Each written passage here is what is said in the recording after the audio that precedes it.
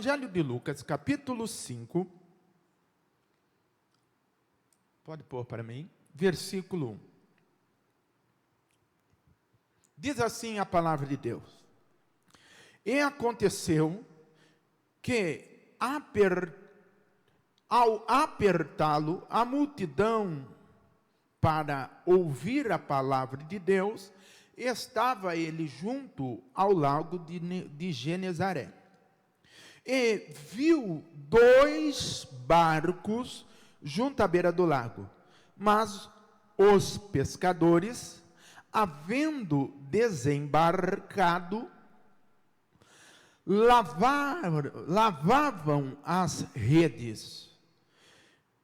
Entretanto, em um dos buracos, em um dos barcos, que era de Simão, pediu-lhe que o afastasse um pouco da praia. E, assentando-se, ensinava do barco a multidão. Quando acabou de falar, disse a Simão: Faze-te ao largo. É isso? É isso? Tá? Faze-te ao largo, que na verdade depois a gente explica aí. Faze-te ao largo e lançai-vos a rede para pescar. Respondeu-lhe Simão: Mestre, havendo trabalhado toda a noite, nada apanhamos, mas sobre a tua palavra lançarei as redes. Fala conosco, Espírito Santo, dai-nos a tua bênção, ministra sobre nós o teu poder, a tua graça e o teu querer. Espírito Santo, em o nome de Jesus, tem, Senhor, guarida no nosso coração e lugar na nossa vida, para que possamos, Senhor, ser alimentados por ti, no nome de Jesus. Amém. Graças a Deus. Meu amado, quem sou eu? Eu estou fazendo esse papel como pastor, não como pregador. O mês de fevereiro ele é muito rápido, e para quem é empresário também, e para quem trabalha, ele só vai sentir o impacto no mês de março, tá? Mas a consequência foi no mês de fevereiro. E nós temos também aqui, que é chamado também uma das maiores festas do mundo, que é o Carnaval. E aí vai se reduzindo pouco. Esse ano aqui está dando 16 dias de trabalho. Então tem que vigiar, correr atrás, em cima, porque senão não vem o resultado. Vamos lá, a palavra de Deus. Eu vou começar aqui falando da pesca miraculosa, que esse é o nome realmente original dado nas divisões dos milagres, e nesse movimento aqui, e é o Evangelho de Lucas, o médico. E ele entra já assim, e acontecendo que, ao apertá-lo a multidão para ouvir a palavra de Deus, eu vou dar um parênteses aí. Bom, irmão, Jesus, quando ele chega nesse movimento, imaginamos a seguinte forma.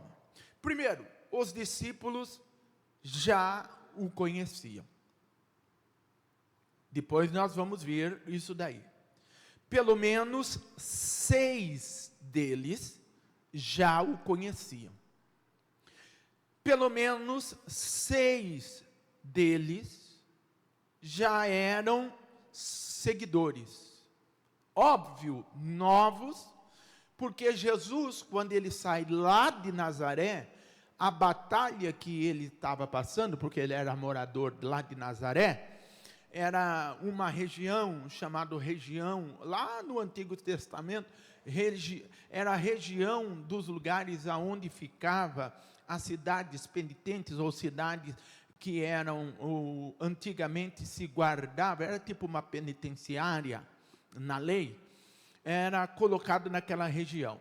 Por isso, aquela região, muitos judeus religiosos a consideravam como uma região maldita, uma região onde todo mundo que tem algum problema social, um desvio social, seja, fosse ladrão, estuprador, regras de ser escravo, mas foragido, ou alguma coisa aconteceu por falta de cuidado, e houve ali uma fatalidade, houve ali algum problema, ele era obrigado a morar e se isolar nessas cidades. O tempo foi passando, e aí, para que ele não fosse, vamos dizer assim, um lugar infrutífero, alguns deles se montavam ali algumas empresas.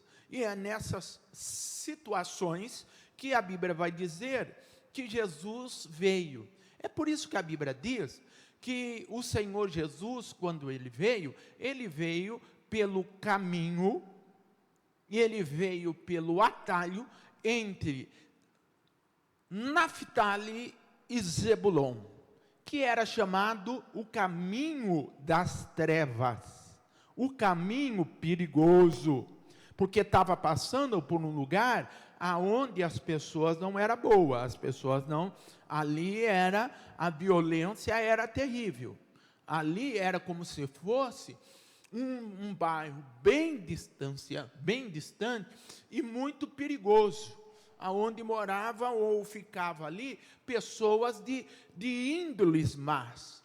E Jesus Cristo, ele viveu todo o período dele, quando ele volta do Egito, ele viveu ali. Por que viveu ali? É como, hoje está bem fácil de explicar, porque está acontecendo no dia a dia. Ele veio nesse movimento porque quando Herodes perseguiu e estava querendo matar todas as crianças, porque Jesus nasceu, Deus deu uma ordem, uma visão, deu a ele, a José e Maria, condições financeiras, que foi os magos que trouxeram do Oriente, e ele saiu daquela região e ele foi embora para o Egito. E foi embora para o Egito para fugir da ameaça de Herodes, que estava procurando e matando todos os meninos, todas as crianças que nascessem e até 1 ano tivesse e fosse menino, tinha que matar, podia matar. A regra era essa, não podia escapar ninguém. E esse Herodes era poderoso, era chamado Herodes o Grande, não houve outro igual a ele. Pois bem, a Bíblia retrata que ele fechou toda aquela região, porque naquela época ele dominava toda a região, Pérea, Judéia, Decápolis, aquela região toda, ninguém escapava do domínio dele. O homem era estratégico, o homem fazia a coisa render, era tirano e ele perseguia mesmo. Os outros Herodes que vieram, já da sua descendência, já eram também, por questão de malignidade, isso nós chamamos de demônios hereditários, eles dividiram o reino, e um deles, por exemplo, condenou, arrancou a cabeça de João Batista, e também queria conhecer Jesus pessoalmente. Ele gostava de ouvir a palavra de Deus, ele ouvia, era um homem oprimido, era endemoniado, era perseguidor, ele imperava e agia através do temperamento, enganador, cobrador de imposto, era falsante, era de péssima índole, mas ele fazia render na impiedade, Pois esse homem aí, lá na frente, ele vai ter um encontro com o fantasma, que ele mesmo criou. Que ele não era em nenhum momento, ele não foi em nenhum momento grandioso, ele era maldoso, ele não fez grandes obras, ele não fez grandes resultados, ele não produziu nada para mostrar que era poderoso, e fez lá algumas lambanças, e quando ele traiu, matou os irmãos, sobrou ele, e ele agora veste a capa, e quer ser chamado como o pai, Herodes o Grande. E aí vem, e era conhecedor do Evangelho, e estava perseguindo os cristãos também, ele quis ser, e apareceu em público no castelo, e quis ser chamado de grande, Herodes o Grande. Quando chegou dentro do cristianismo, lá vem o povo, o cristianismo já estava começando a evoluir, e ele agora quer ser chamado de Herodes o Grande. Vem uma profecia para ele, e diz assim, grande, grande mesmo é o Deus que você ouviu pregar, ou ouviu nas pregações da palavra de João o Batista e de Jesus Cristo. E agora ouve e persegue aqueles que continuam falando quem é o grandioso. E a Bíblia diz que ele agora se arruma e faz e obriga, domina o povo, pega uma massificação e vai agora a público, aonde era só Pilatos que dominava ou se achegava a esse movimento, e ele recebe ali uma gratificação, e a primeira oportunidade ele se veste de rei, e ele se declara agora Herodes o Grande. Lá vem a profecia e diz assim, grande é Deus. E se você pegar essa condição para você, você vai cair. Porque você já foi advertido muitas e muitas vezes, que o grande, maravilhoso, poderoso, dominador dos céus e da terra, e a Ele é todo louvor, toda honra, toda glória, todo prestígio, é o Senhor Jesus Cristo. Não existe nem haverá outro fora dele. Ele é o maravilhoso, Ele é o grandioso, Ele é o qual todos esperavam, e você ajudou a matá-lo, e você tem culpa no cartório. E não é eliminando os outros que você vai ser grande. Não é eliminando os concorrentes que você vai ser grande. Não é matando os irmãos de sangue, não é traindo agora as suas origens, não é massacrando o povo e colocando medo e trevas entre o povo, que você vai ser grande.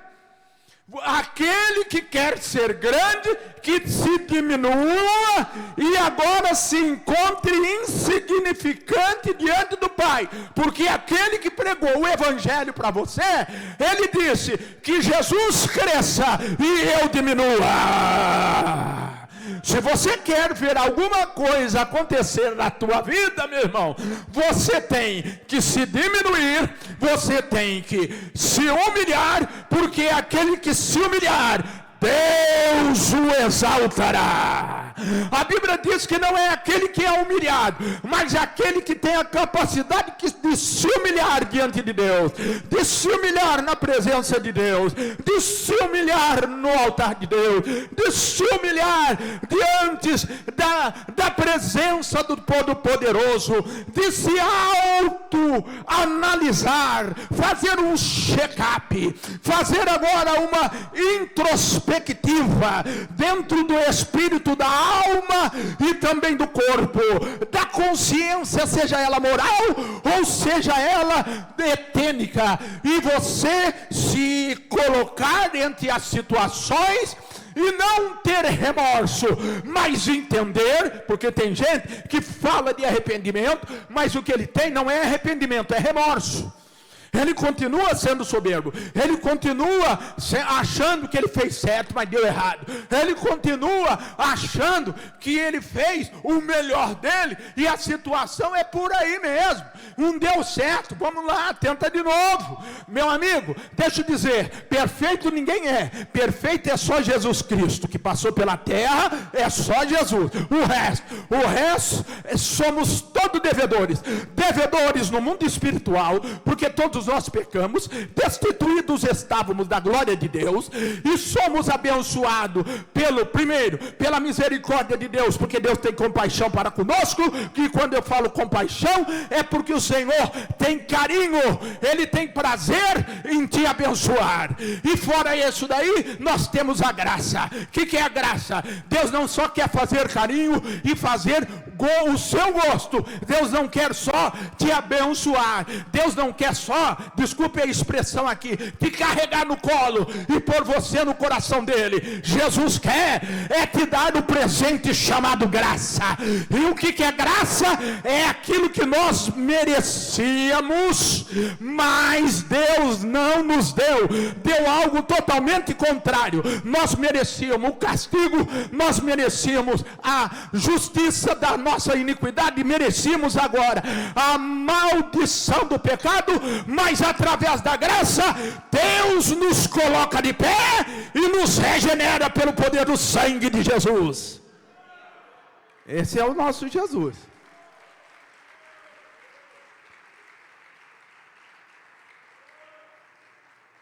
E esse Herodes aí, que nós estávamos falando, que amava ouvir a pregação de João Batista,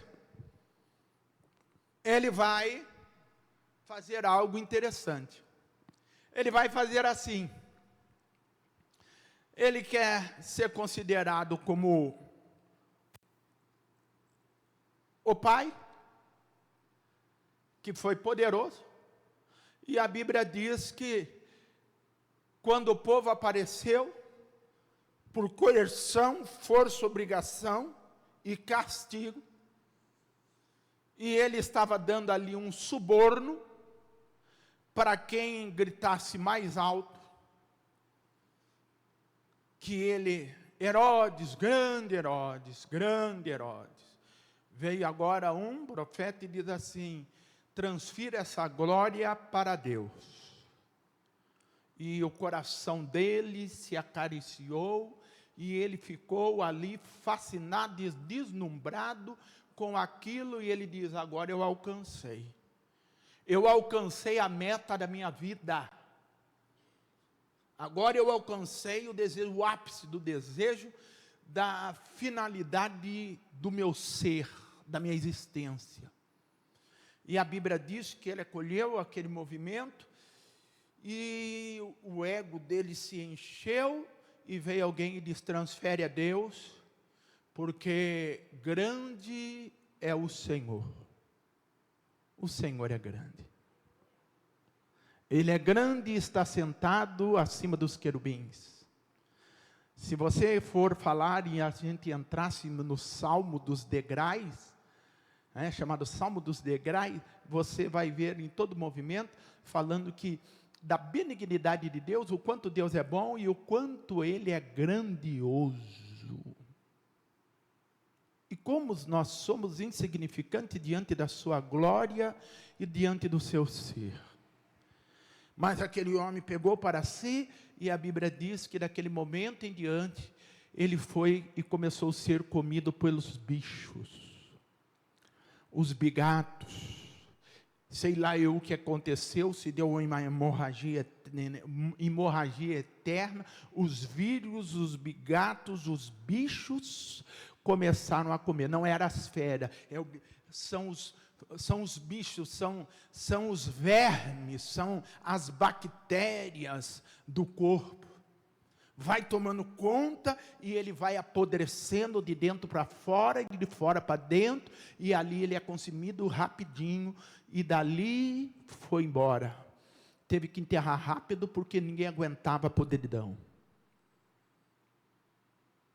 A nossa história não está baseada na grandiosidade que nós fazemos aqui na terra. A nossa história está baseada na grandiosidade e na labuta que nós lutamos para com Deus, diante de Deus. Nessa terra, passamos por essa terra para conhecer a Deus, para conhecer a glória de Deus, o poder de Deus, para conhecer a manifestação da grandiosidade de Deus. E Deus nos permite permanecermos na terra para que nós possamos pregar o evangelho para toda a criatura. E a nossa missão, a minha missão, a missão do pastor Carlos, e vamos colocando nome por nome até chegar no Edson, que está lá no hall da igreja, é levar o evangelho, é pescar, é envolver pessoas na presença de Deus. Essa é a primeira condição. Segundo, a Bíblia diz que é para que nós nos organizemos como igreja e corpo de Cristo, não do jeito que está acontecendo hoje. Parece que o corpo de Cristo está deslacerado, porque se você vê, é um falando contra o outro. O evangelho está sendo denegrido, está sendo demasiadamente dominado por opiniões humanas. A Bíblia está escrita, não é para você dar a sua opinião. A Bíblia foi escrita para que Deus desse a instrução para você ser abençoado na vida, para que as maldições não te alcancem, para que a glória de Deus venha sobre você. Eu preguei aqui quinta-feira para que o diabo não leve vantagem sobre você. Em outras palavras, se você é de Cristo, você já tem uma grande vantagem. Se nós não agirmos segundo a palavra de Deus e a vontade de Deus, certamente o inimigo vai tentar nos ultrapassar, para se colocar como impedimento na minha vida, da sua vida para com Deus. Mas em nome de Jesus, a Bíblia diz que não vai funcionar, porque para aquele que crê em Cristo Jesus, a Bíblia diz que só há um mediador, e esse mediador foi o homem, o mediador homem, Jesus Cristo, é o único mediador entre o homem que sou eu, o homem, o ser humano que é você, e Deus. Cristo é a nossa aliança, aliança inquebrável, aliança que nos dá sustento, aliança que sustenta e quebra toda maldição, a aliança que põe por terra todas as trevas, a aliança que não deixa romper a bênção eternal que Jesus Cristo prometeu para mim e para você, e não deixa também e nem falha para que a bênção material, chamada bênção da bem-aventurança, possa acontecer na tua carne, na tua alma e no teu espírito.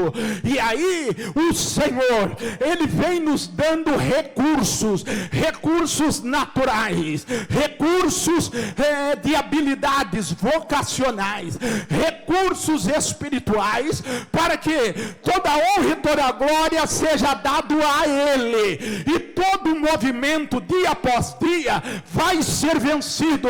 Se existe um mal no dia do amanhã, existe um escape e uma vitória e uma bênção de promessa na tua vida. Quem quer, levanta a mão e recebe no nome de Jesus. Oh, aleluia!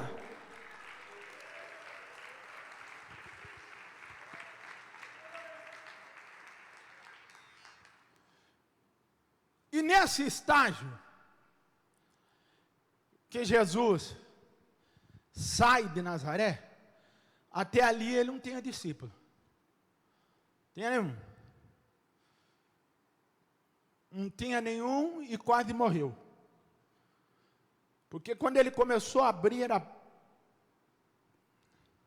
a boca, falar da grandeza de Deus, a Bíblia diz que o povo foi apertando-o. Foi apertando-o. Foi apertando-o. Foi cercando.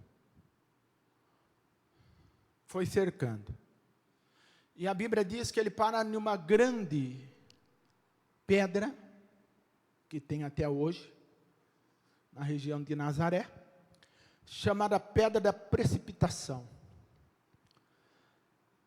Porque se a cidade era uma cidade de refugiados, quando a pessoa fazia algo extremamente fora do conceito humano, essas regras estão todas no livro de Levítico, eles pegavam, apedrejavam o camarada, não deixavam morrer, mas jogavam no precipício. E foram apertando Jesus, uma vez apertaram Jesus, quando Jesus olha para trás e diz, aqui eu não vou morrer. Jesus, ele sai pela direita, atrás estava o buraco, estava o precipício, e ele sai pela direita. Ele sai rompendo o caminho ali pela direita, e vai descendo, e vai para o lado, lá da Galileia. Ele sai correndo. Ele dá um tranco no braço e sai correndo.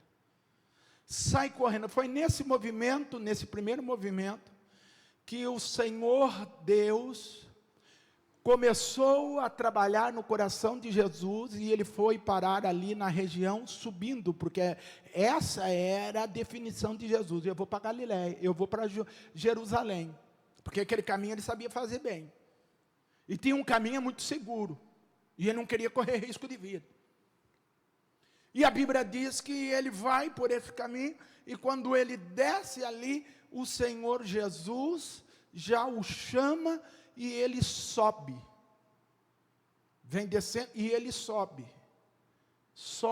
por outro monte, e é levado pelo Espírito Santo, diga comigo, e é levado pelo Espírito Santo, para o deserto, isso, para ser tentado pelo diabo, isso.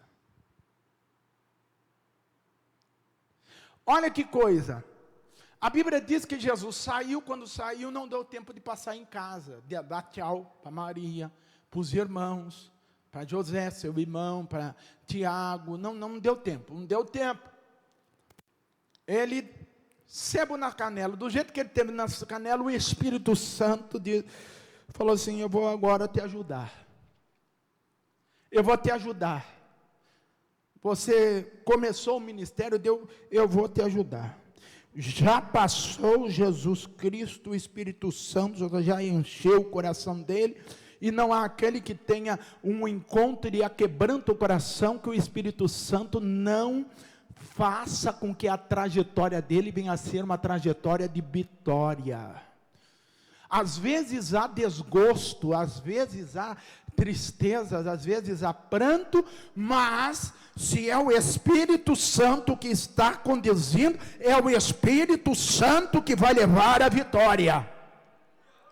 O Espírito Santo consola, o Espírito Santo direciona, o Espírito Santo aconselha, o Espírito Santo, ele nos ajuda, ele é o nosso advogado, o nosso orientador, ele não é o nosso justificador. O justificador é Jesus Cristo.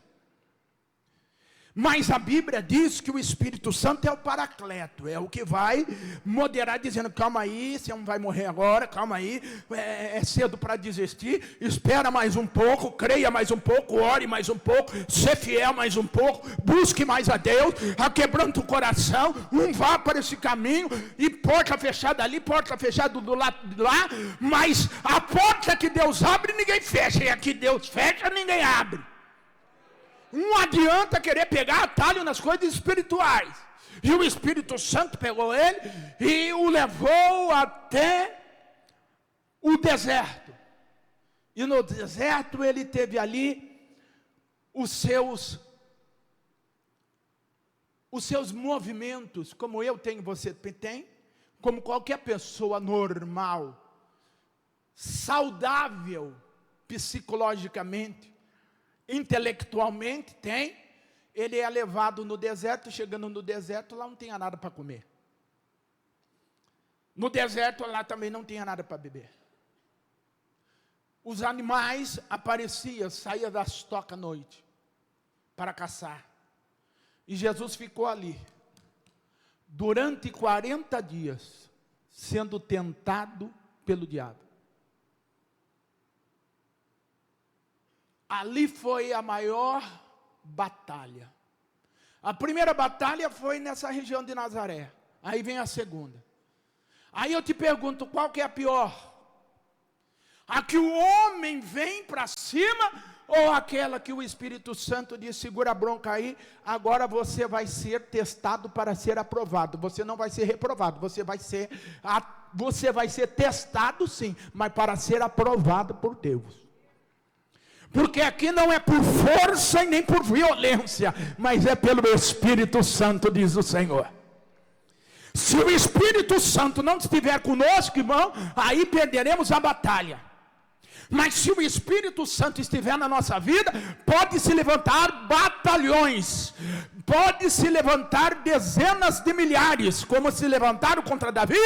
Deus vai colocar por terra, porque o Espírito Santo tem a estratégia certa para fazer com que eu e você venhamos fazer da nossa vida uma vida mais leve e abençoada. Aí vem os frutos do Espírito, vem agora os frutos da justificação, aí vem aqui o movimento da graça. Tanto é a verdade que a Bíblia diz que é o Espírito Santo que convence o homem do pecado, da justiça e do juízo. Quando se fala a outra versão, quando vai falar da justiça, fala do castigo e do juízo. Em outras palavras, nós temos um juízo a priori, à frente para enfrentar. Para alguns vão se chamar juízo final, ou chamado trono branco. E o outro é aquele que nós vivemos e lutamos dia a dia. A questão das nossas decisões, as questões do nosso juízo, as questões das nossas atitudes. Aonde pisamos, como pisamos. E aonde nós nos permitimos que Deus nos oriente e nos conserte. Porque às vezes queremos dar conselho para Deus. Às vezes queremos ser melhor do que Deus. Às vezes queremos dar uma bússola pessoal para Deus e dizendo, Deus, eu quero ir por aqui. Mas o Espírito Santo é aquele que nos norteia, o Espírito Santo é aquele que nos guia, e a Bíblia diz que a palavra do Senhor é o que nos direciona. Existe um caminho a percorrer, existe uma vitória a se alcançar, existe agora um pedalar, um caminhar para caminharmos e chegarmos até lá. E esse é o que Jesus disse: aquele que quer vir após mim, negue-se a si mesmo, toma a sua batalha, a sua cruz e segue-me. Eu vou para frente, pode vir atrás, porque vai dar vitória e vai dar justificação, e o juízo vai ser sobre a tua vida, e o nome do seu juízo é salvação, a alegria da salvação em Cristo Jesus, o nosso Senhor, o poder da justificação, porque aquele homem que pregava no deserto, chamado João Batista, ele dizia: eis aí o Cordeiro de Deus que tira o pecado do mundo, o qual eu não sou digno de carregar as suas alparcas, mas esse é aquele que veio depois de mim, mas é antes de mim. É ele que vai vos batizar de maneira diferente, porque eu vos batizo com água, chamado batismo do essênio, mas ele é o que vai batizar com o Espírito Santo e fogo. Fogo.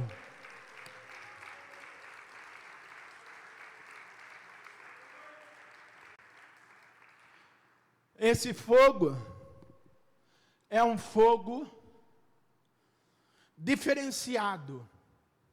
É chamado de fogo do consumidor. Fala aí, fogo do consumidor. A Bíblia vai dizer que Deus é fogo e fogo consumidor. Tem que ver o que ele vai consumir.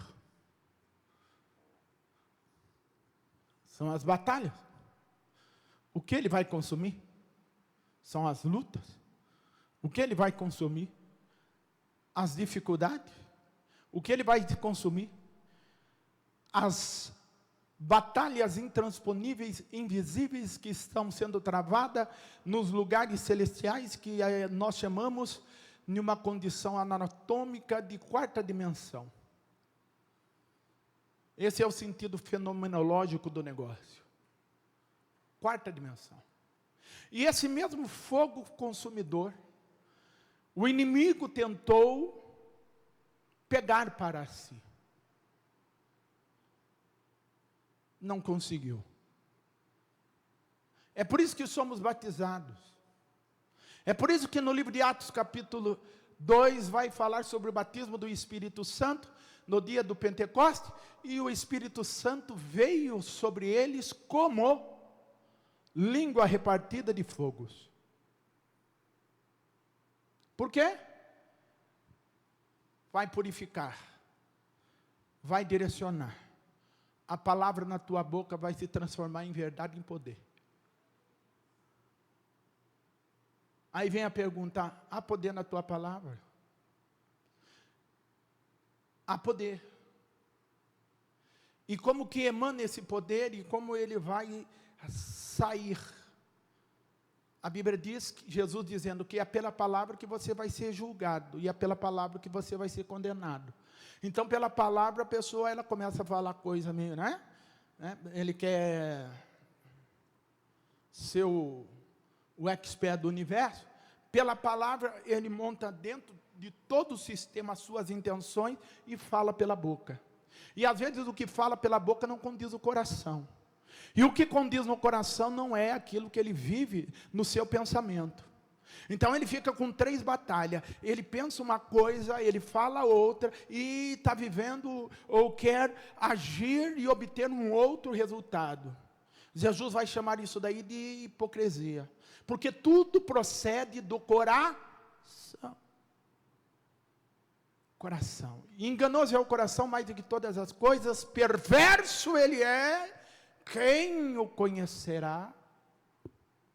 Aí é só a palavra de Deus para purificar, aí é só a palavra de Deus para limpar, aí é só a palavra de Deus para trazer paz, aí é só a palavra de Deus para direcionar.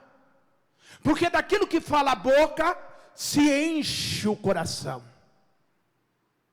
A primeira coisa é, a boca fala do que o coração está cheio. A segunda é o movimento da intenção. A segunda é o movimento da intenção. A primeira é, a boca fala daquilo que o coração está cheio. Até aí tudo bem. O cara só vive desgraça, o camarada só vive... A boca dele tem que fazer uma limpeza com sapólio. Jogar veja. Jogar ali naftalina. Eu não estou falando de mau hálito. Não estou falando de mau hálito. Eu estou falando de podridão. Porque Jesus disse para os fariseus o seguinte: olha, vocês lá no coração, vocês falam palavra bonita, discursa publicamente, bacana, mas vocês não passam de sepulcro calhado. Lá dentro está podre. O coração está podre. E a boca está falando daquilo que não testifica o coração. E por não testificar o coração, vocês estão praticando a hipocrisia. E a hipocrisia é nada mais a intenção do que você quer realmente conquistar, mas só que de maneira oculta. De uma maneira leveza, maquiada. De uma maneira que ninguém perceba. E quando chega lá na frente, a pessoa já está travada, amarrada. Não se permita, irmão, enganar. Deus é maior do que a sua dificuldade. Deus é maior do que o seu problema. Deus é maior do que a tua batalha.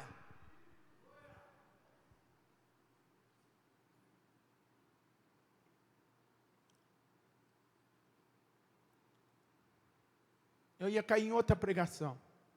Aqui. Ia falar uma coisa, que daí eu vou muito longe. Chegaram, a maldição, a luta chegou. E chegou para todo mundo. Como chegou também para aquela viúva que hospedou Eliseu. O filho morreu. Depois que Eliseu ressuscitou o menino, veio fome. Deus mudou a estratégia. Ela logo obedeceu. E naquele período de dificuldade, Eliseu, aquele homem que tinha uma convicção tão ou mais grande de que Elias, que chegava e faz o bordel e diz assim, ó, eu vou fazer o seguinte, leva, é porque tem ministério que é parecido, mas Deus age de maneira diferente, leva o bordel, ele fala para Geazi, leva o bordel na frente, sobe lá no meu quarto, coloca, abre a porta, o menino vai estar morto, coloca em cima do menino, porque o menino vai reviver. Olha a convicção que ele tinha. Porque na cabeça dele, ele tem a porção dobrada do Espírito de Elias. Não está falando do Espírito de Deus. Da coragem, do ímpeto. Daquele Espírito que foi trabalhado, daquele Espírito que foi lapidado por Deus, mediante as lutas, o sofrimento, e quando ele abria a boca, Deus assinava. Quando ele abria a boca, Deus aprovava. Se ele falava, abre os céus, a chuva caía. Se ele falava, fecha o céu, nem orvalho e nem chuva caía sobre a terra. Se ele falasse, olha, desça fogo do céu descia. O homem tem uma comunhão com Deus. Ele diz, vem Espírito, vem vento do Espírito. E o vento o levava. A Bíblia diz que o povo não via. Parecia que transladava. Flutuava na asa do Espírito, conforme a palavra do Senhor diz no salmista. Levava, puf, e ele era transladado para outro lugar.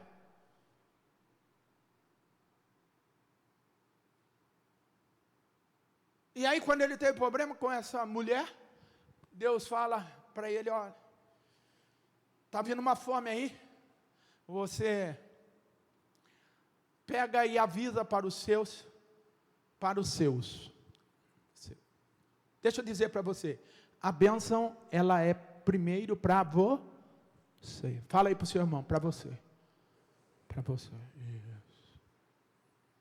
Para você. Por que o senhor está falando tudo isso? Deus sabe. Eu não sei, mas Deus sabe. Deus está falando. Deus está Pode ficar tranquilo que eu chego aí. Estou dentro do texto lúcido do negócio. E aí a Bíblia diz que a mulher diz, mas dá uma palavra sua. E a palavra, ele diz, a palavra é para que nós venhamos a sair daqui, ir para outra terra, porque vai ter um período difícil. E a mulher não entendeu, como um homem que ressuscita, um homem que faz proeza, um homem e ela era rica. Ela era rica. E Deus diz ao profeta, manda ela mudar de território. E ela foi. Deixou ali a riqueza, porque a riqueza nesse mundo, sem a bênção de Deus, para nada vale. Irmão, se você pode ter a maior bênção material do mundo, pode ter o ouro, que agora é o mais valorizado, você pode ter dinheiro no Caribe, você pode ter na Suíça, você pode ter dólares, reais e não sei o que mais. Libras londrinas, euro, mas se não tiver Jesus, para nada vale.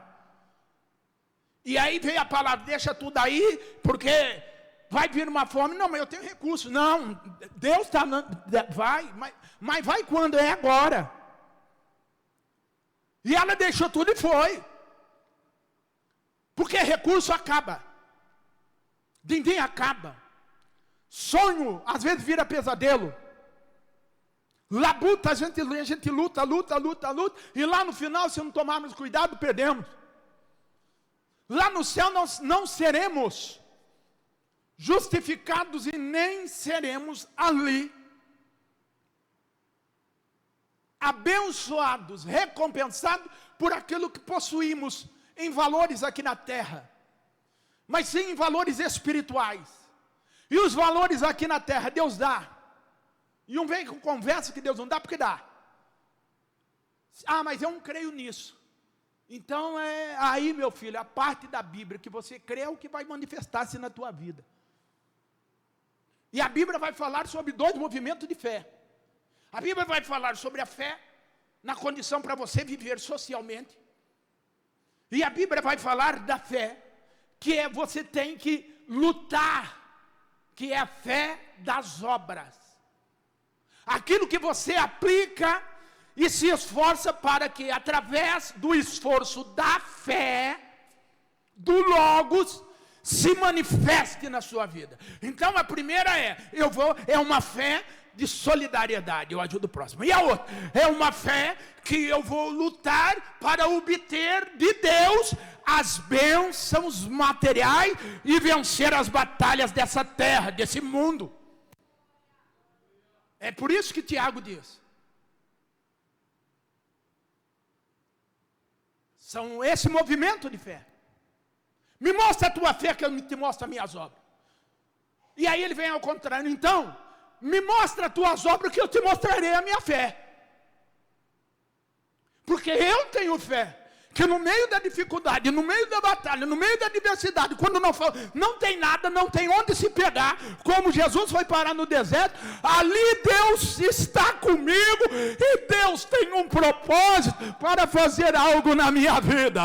E é nessa hora que nós às vezes percebemos que o inimigo investe pesado, querendo colocar pontos de interrogações na nossa cabeça, e usa até a palavra de Deus para nos confundir. Mas o Deus nosso, que é inconfundível, através do Espírito Santo, testifica comigo que eu ainda sou filho de Deus.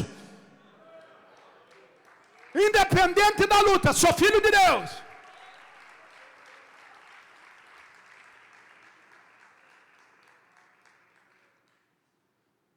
E aí o diabo vem: se é filho de Deus, pede para a pedra transformar em pão.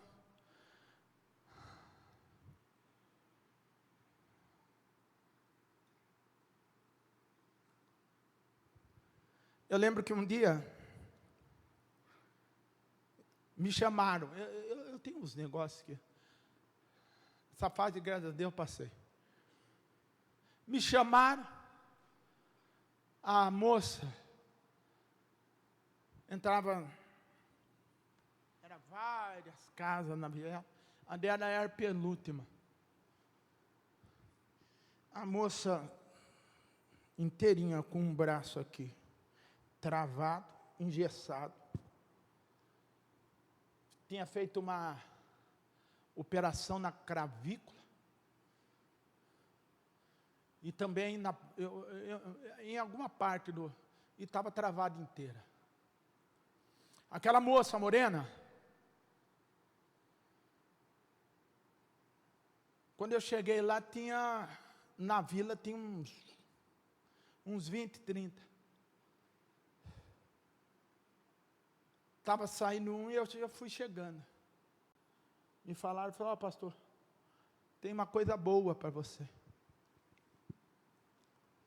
Cheguei lá. A moça estava fechada dentro da casa. O povo estava fora. Já tinha sido uns obreiros lá. E tinha metido sal grosso. Se hoje a coisa para mim era mais fácil. Mas tinha metido sal grosso e enxofre. E ela estava lambuzada de óleo inteirinho. Quando eu entrei, ela falou assim, agora parou, aquietou. Mas ela está lá ainda. Quando abri a porta, a moça engessada pegou o guarda-roupa. Eu já contei essa história aqui. Pegou o guarda-roupa. Quando ela pegou o guarda-roupa, os olhos estalando, babando, tudo escabelada. Pegou o guarda-roupa. Ela ergueu. O braço aqui travado. Ela ergueu. Quando ela ergueu e sorriu para mim, eu falei assim, diabo, eu também sorri. Eu falei assim, porque o que imaginou aí na minha cabeça? Eu falei assim, isso daí eu também faço, né? Eu levanto o guarda-roupa. Levanta. Para mim o guarda-roupa estava vazio. Quando ela ergueu o guarda-roupa, foi puxo, e começou a abrir as portas, cheio de roupa, da gaveta, cheio de traia. Mas deu uma vontade de correr, irmão. Você ri. Mas me deu uma vontade de correr. Só que eu tenho falado para uns membros que da minha igreja, falando assim, fica aí todo jeito. Deixa eu entrar para verificar a situação. Mas não deu tempo de verificar, foi nada. Ela puxou o guarda-roupa, porque ela jogou o guarda-roupa bem assim, ó. Aí eu mesmo me encostei no guarda-roupa. Mas fui para cima. Demônio, perturbações. Nós já vimos. Um dia a gente estava fazendo culto na igreja. Um culto. Estou alegre, alegre, muito alegre. Estou alegre, alegre, eu estou. A moça ficou endemoniada. Mais ou menos 50 quilos. Não tinha mais do que isso. 50 quilos. Baixinho. Magrinha.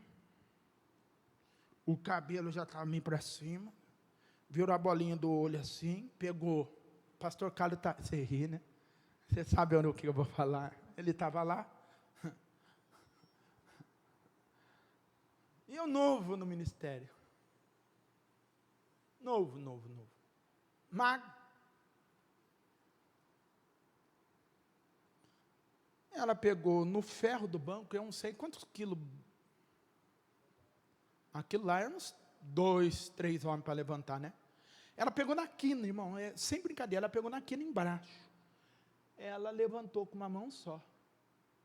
Aquele toquinho de ser humano. Do tamanho da minha tia Dirce aí. Só que magra. Ergueu assim e deixou na ponta, lá em cima. O pastor Adilson sabe. Eles estão rindo, mano, porque eles viram isso daí. Eles viram. Eles viram essas coisas. Eles conviveram. E a gente, estou alegre. Na hora, irmão, acabou a alegria. Alegre eu estou. O sangue de Jesus me lavou, me lavou. O sangue de Jesus tem poder, para não deixar o povo assustado. Poder para curar, foi eu chegar lá, pôr a mão, aí o banco aí nós caímos para cima. Quando caímos para cima, irmão, foi eu, pastor Carlos, mais uns 3 diários, foi tudo jogado para fora. Tem uma vergonha. Uns homens fortes, tudo tomando a lambança. Aí é só o poder de Deus para segurar. Quem está entendendo o que eu estou dizendo? E no mundo espiritual também é assim. Pode ter a luta que for. O Espírito Santo está segurando o tranco. Jesus sabe o que faz. E quando Eliseu falou assim, olha, Deus manda você ir e deixar tudo aqui, só faz o seguinte. Aí ela falou assim, mas calma aí, o senhor é o profeta. Profetiza aí para que... Não, ele falou, não. Profetiza, ele falou assim, mas você é profeta, você é acostumado a profetizar. Aí está o verdadeiro profeta. Ele falou assim, olha, eu profetizo, mas por enquanto Deus não falou, foi nada para mim.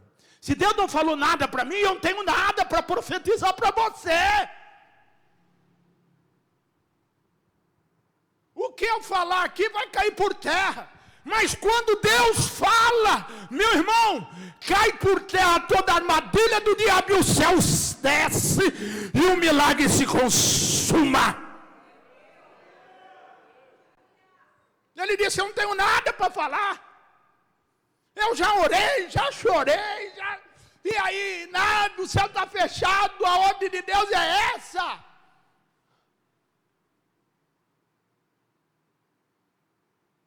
E ela obedeceu.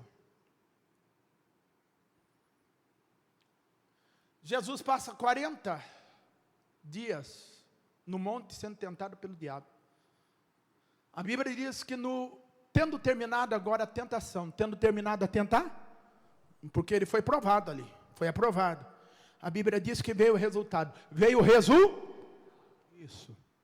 Você vai ver que Deus, ele foi mais firme com Jesus do que é firme conosco. Porque a Bíblia diz no livro de Coríntios, vai dizer o seguinte, que não vem sobre nós, senão tentação humana, mas maior é Deus, que não nos deixa ser tentado acima do qual nós não suportamos. Então, a tentação, ela tem ali o seu equilíbrio. Tem gente que fala, não estou aguentando mais. Aguenta, com o Espírito Santo aguenta. Ah, mas eu não estou suportando. Suporta.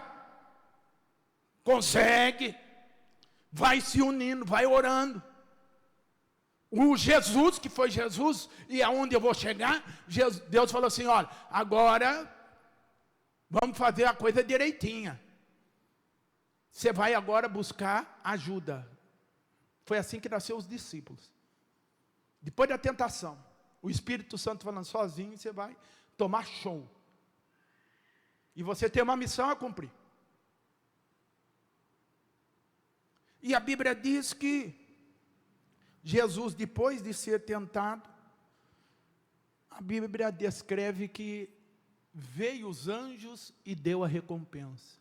Quem dá a recompensa não é a sugestão, quem dá a recompensa é a sua atitude diante de Deus. E a sua atitude diante de Deus vale muito. Quem entendeu o que o pastor está dizendo, diga amém. E agora, a Bíblia diz que Jesus desce, e ele já desce com o estômago estufado. E o Evangelho de João diz que vem um homem, magro, 1,85 m, aparecendo ali, se erguesse as costelas, pele escura, porque 40 dias no deserto, lá é, o cabelo meio salpicadão, queimado do sol, e ele vem passando, e a Bíblia diz que veio atrás dele uma multidão, porque aonde ele estava passando, passava a virtude do Espírito Santo. Passava o quê? A virtude do Espírito Santo. E a Bíblia diz que chega a ele até um ponto, e descreve a palavra de Deus, que estava ali, ancorado, parado, 2 barcos. Um maior, e um outro, já meia boca, bem menor. Bem menor. Bem mais velho. Um era uma Ferrari, o outro era um Fusca. Vem Jesus e vê que a multidão vai apertando-o, e ele entra no barco. Afasta o barco um pouco da praia, e ele começa a falar a palavra de Deus. Palavra de Deus. Palavra de Deus, palavra de Deus, palavra de Deus, palavra de Deus, palavra de Deus. Pela aparência, era o homem que não devia ser seguido. Por quê? Porque o problema naquela época era fome. E o homem estava magro, emagreceu, 40 dias de jejum, sem comer, sem beber. Sem comer. A Bíblia diz que Moisés foi sem beber, e tem um um porquê científico lá. Mas agora Jesus sem comer. O homem estava magro. Não servia de aparência para ninguém. E nem de formosura, conforme diz o livro de Isaías. Dava até aflição de ver a magreza. Ele senta no barco, mas quando ele abria a boca, existia poder. Quando ele falava, existia poder. Quando vinha a parábola, existia poder. Quando ele entrava numa história, quando ele contava um casozinho, quando ele contava e fazia uma comparação dos casos do dia a dia, ali havia virtude e o povo era saciado dentro do coração. O que se ouvia era só as ondas do mar batendo na areia e o vento contrário, e ele ia falando, pregando, porque Deus não se deixa apertar pela situação e nem pelo homem. O Senhor Jesus Cristo, Ele tem a palavra dEle para ser lançada na tua vida, e a palavra do Senhor que é sobre a tua vida, ela não volta vazia. Foi no barco mais improvável que ele entrou. E ele quer entrar no barco da tua vida. Eu quero orar por você.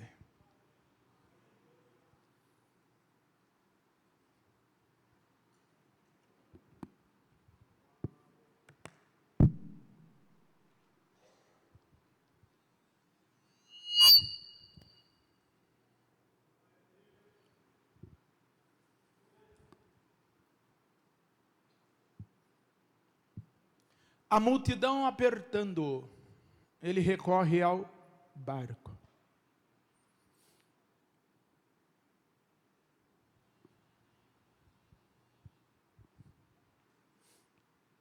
Existe um barco em Jerusalém, em Israel, lá do lado da Galileia, quando você atravessa o mar da Galileia. Nós vamos falar desse barco. Não cabia muita gente.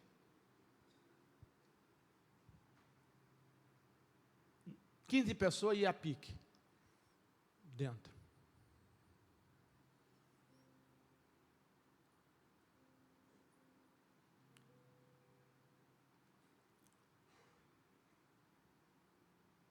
Hoje está de amostra lá uma réplica.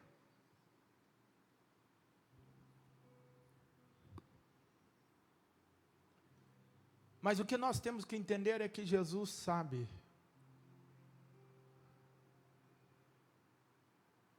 Ele está bem cônscio com o mover do Espírito Santo,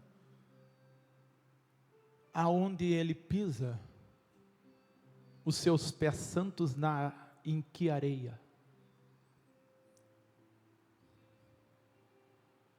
E ele aparece às vezes, ao olharmos Jesus, parece que não vai dar conta da batalha que nós estamos enfrentando, se o fizermos literalmente, empiricamente, visivelmente, não vai dar conta.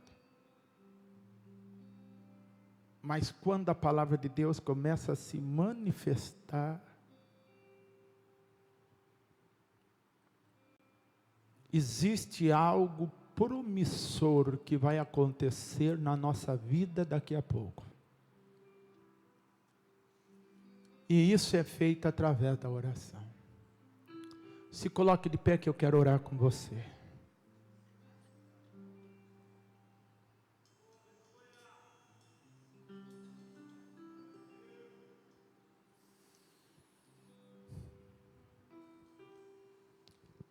Espírito Santo, levanta a tua mão. Pede para Deus aquilo que você veio buscar.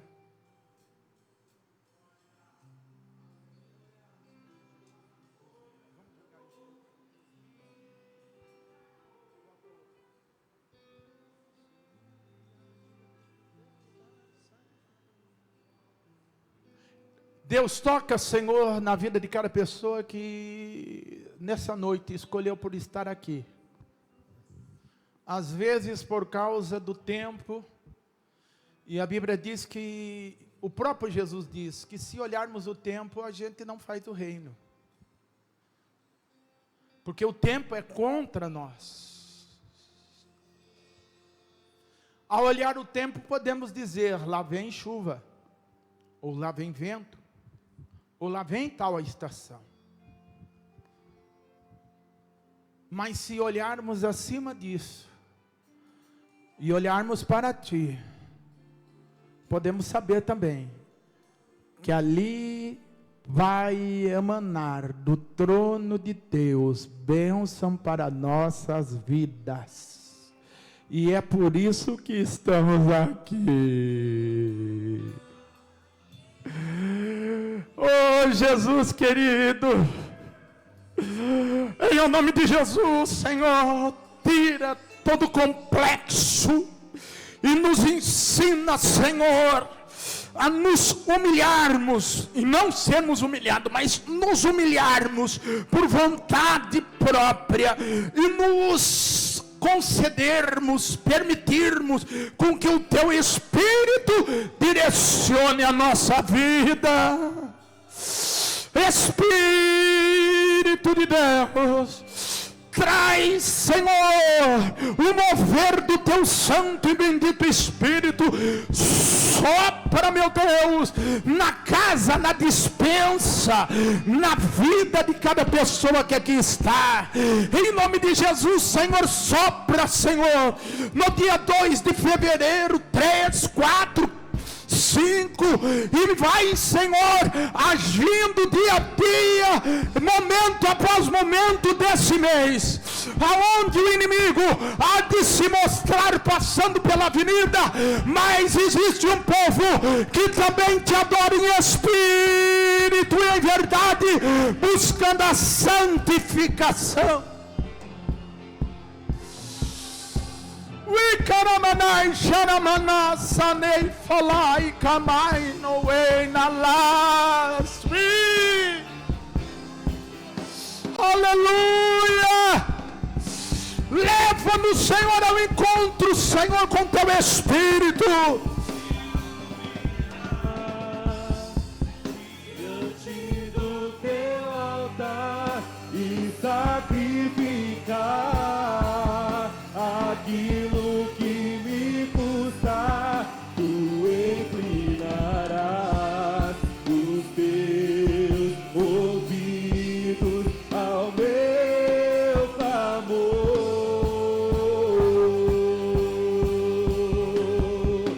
Mas vale o dia no centro do Teu querer, que toda a vida seja mais te conhecer. Tu és minha fonte, minha colheita, minha herança.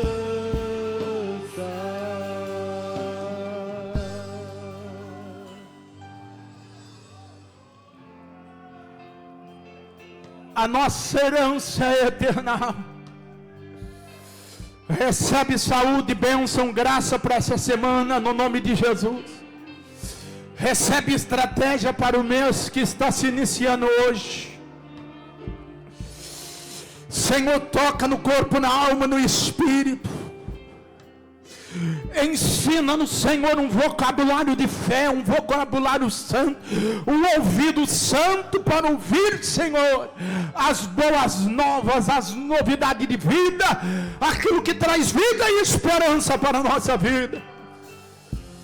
Jesus querido, não nos deixe confundidos, dai-nos a Tua bênção, vitória e graça, em nome de Jesus. Em nome de Jesus, te adoramos, Espírito Santo, te adoramos, te adoramos, te adoramos, te adoramos.